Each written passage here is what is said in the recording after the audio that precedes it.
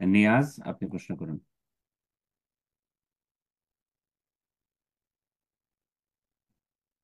আসসালামু আলাইকুম রহমতুল্লাহি ওবারাকাতুহ। ওয়ালাইকুম আসসালাম রহমতুল্লাহ বরকাত। শেখ হাইয়াকুমুল্লাহ। কিশোরগঞ্জ থেকে বলছি। জি বলেন। শেখ, আমার প্রশ্ন হচ্ছে যে খারিজিদের জানাজা পড়া এবং তাদের জন্য মাগফিরাতের দোয়া করা কি জায়েজ আছে?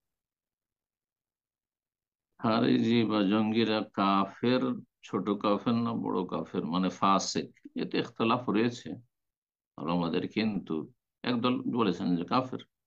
হ্যাঁ, কারণ তাদের বিরুদ্ধে নবী সাল্লাল্লাহু আলাইহি ওয়াসাল্লাম বলেছেন ওইভাবে তাদেরকে হত্যা করবো আমি যদি পেলাইন আদারাকতুহুম লাআকতুলান্নাহুম কাতলা আহাদ।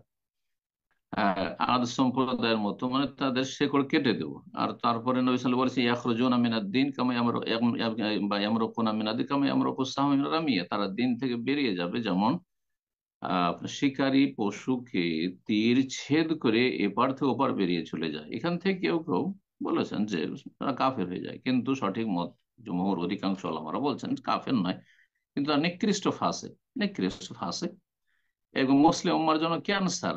এরা ইসলাম এবং মুসলিমদের চরম ক্ষতি করেছে যুগে যুগে। জি, এরা মুসলিম উম্মার সবচেয়ে ভালো মানুষদের শত্রু। সবচেয়ে ভালো মানুষ যারা যুগে যুগে তাদের শত্রু। আলী রাজি আল্লাহ তাআলা সেই যুগের সবচেয়ে শ্রেষ্ঠ মানুষ ছিলেন, তার খনি তারা। এরা ভালো মানুষকে খুন করে, ইয়াকতুলুন আহল ইসলাম। হ্যাঁ, ধার্মিক লোকদেরকে খুন করে থাকে, ভালো মানুষকে খুন করে থাকে, মধ্যমপন্থীকে খুন করে থাকে। ওয়াদাউন আউসান, আর তাদের নাকে তেল দিয়ে তারা ঘুমায়, আর কোনো ভ্রুক্ষেপ নেই যে ইসলামের বিরুদ্ধে কি হচ্ছে বা আহ মুসলিমদের কি হচ্ছে এতে। তো আল্লাহ এদের সর্বনাশ করুক, এদের অনিষ্ট থেকে জাতিকে আল্লাহ রক্ষা করুক।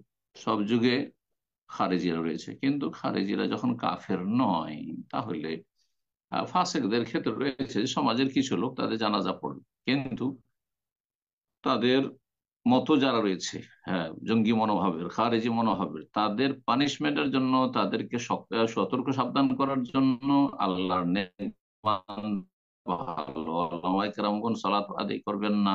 সমাজের যারা নেক পরেজগার মানুষ তারা জানাজা পড়বেন না। আল্লাহ তাআলা